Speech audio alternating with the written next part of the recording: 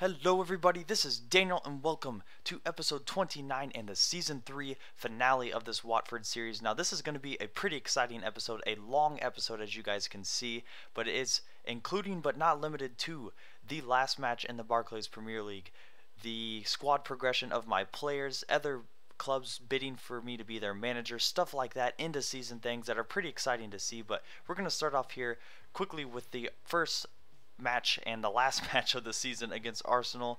As you can see there, starting my strong starting 11 because as of right now I am sitting in 4th place, but I do have a chance to move up to even 2nd place if everything works out perfectly. Manchester City and Manchester United losing and me winning this match. But as you see here, Lucas Piazon goes down early in the match. He suffered a concussion. We will get the squad report or the physio report on him at the end of this match, but that's kind of a bummer to me. I do sub in Danny Green though to try to get him some playing time and some squad progression. Here in the 22nd minute, Sigurdarsson cuts his back over to John Taylor. He has it with his left foot, puts it past Szczesny and puts me up 1-0 in the 23rd minute. Great goal by him. He hasn't scored in a while, but he has been playing very well. Now in the 48th minute, skipping ahead to the second half, El Shaarawy on the ball over to Danny Green. He's going to dribble the ball around here, try to find some space. Over to El Shaarawy, over to Sigurdarsson, who's going to have a hit. It hits off the post, but he is fouled, so I'm going to put Rasmus Elm, a great free kick specialist, on the ball. He's going to try to power this one past Szczesny, but it's off the post again, so I get unlucky there, not to give myself a goal cushion against Arsenal. So in the 60th minute, you see here Nasri on the ball. They're working the ball around pretty well. Gervinho over to Park, and he puts that one away.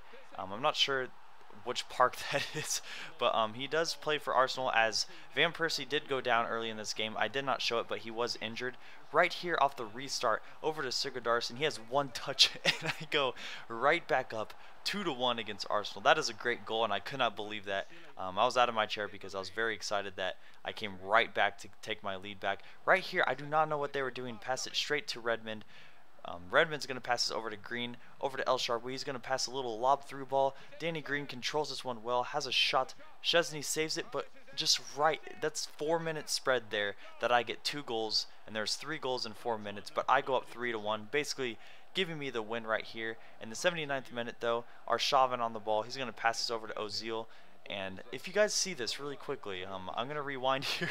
Rasmus Elm, do not know what happened to him, but watch this again. He's going to be in the middle of your screen, and right here, I feel like someone sniped his calf or something as he goes down there. He wasn't that tired either, so it's kind of weird to see that happen. I sub in Jonathan Hogg for him. Once again, going to try to get the physio report on him at the end of the game to tell you guys how long he's out for. But in the 87th minute, Charles with a great tackle in my opinion, but the foul is called. Vidal on the ball. He's going to go one-on-one against Loach, put this one past him, and it is 3-2. But you guys know what? That was the end of the game. Kind of a consolation goal for them as they did not come back. I win that match 3-2. Taking a look right here at the physio report. Now, Rasmus Elm is going to be out for 3 months with a torn calf muscle. Lucas Piazon out for 2 weeks, so Lucas Piazon's injury does not really matter as it is the end of the season. Rasmus Elm's injury will carry on into next season. He will miss the friendlies, but not the first match, so that is good to hear. Right now, though, you see there a budget allocation of $20 million. $20.7 million, which is absolutely awesome, absolutely ridiculous. I'm excited about that. I go ahead, guys, with that money, I decide to buy Rasmus Elm here. And that is because, you know, he is not the best of overalls. I'm saying, you know, there's 85 players out there, center defensive mids, that I could possibly receive, but he is a free kick specialist, and his free kicks are just absolutely amazing. So you see me here signing him for that $9.1 million in a wage. We're going to take a look at my scout report that I got. Now right here, I'm going to try to just scout that player further from America. And here's Tom Dunk, and that first play right there looking pretty good on player potential. Now I'm going to scroll down here, and what I'm looking for is that overall to be fairly high. I'm thinking 50s on into 60s is what I'm going to be looking for, and the potential's 80s and above. So right here, that player right there, 50 to 68 overall, 68 to 91 player potential, which is looking very good. So I go ahead and I decide to sign Sam Turner into my youth academy. You know what, I'm going to keep him there until he asks to be signed a contract, because he is a good player, but right now I don't need to fill any positions really. He is an attacking player, and I have that basically sorted out as of right now. But here my Norway scout brings back this guy. He is 44 to 58, so I decided not to sign him because his overall starting is a little bit low, but I will continue to scout him. Taking a look at the final tables, Derby County, QPR, and Birmingham City getting all relegated. Now Chelsea finishes up in first, but I move up to third place as Manchester United draws their match. I go up a point ahead of them. I am tied with points with Manchester City, but due to goal differential, I will be sitting in third, which is an amazing finish, and I reached my goal of a top 4 finish, claiming my spot in the Champions League, which is absolutely amazing. Right now, though, taking a look at the top scores, Sigurdarsson tied with Maxi Lopez, and El Shaarawy up there in 8th place with 14 goals, but it's really good to see Sigurdarsson there with 18 goals along with Maxi Lopez. A tie there for the Golden Boot. Taking a look at the assist leaders, Sigurdarsson and Sordell, who has not played for a while, are up there in first place, and I do believe that it is a little bit easier to get on the assist leaderboards for players if you're controlling doing manager mode. But anyways, we'll take a look at the clean sheets, and Loach is sitting there in 10th place with 8 clean sheets, which is pretty good. Pepe Reina running the table with that one. Now we're going to take a look at the squad progression. Loach, my most progressed player of the year, +5, and I'm going to have you guys look at the stats here so you can just kind of see how they would pan out kind of in an ultimate team type play. But this is manager mode obviously, but instead of showing you guys the goals that they scored and stuff, I want to show you guys the stats and how they have increased. Carl Jenkinson there doing pretty well in the stat increase. Marvel Wynn, 28 years old, he's not going to progress at all, along with Mariappa, who isn't progressing. This is why I'm looking for a center back, and I will get to this later in the episode. But Shimanga, already pacey, but getting a little bit of stat increase into his pace. Rasmus Elm, a +1. His long shots and curve and free kick accuracy are absolutely immense. John Taylor, though, doing pretty well, +2 stat increase to 67 overall. Stephen McGinn, a +1 overall. Now I may be looking for a new left mid, as I don't have a pure left mid on my team.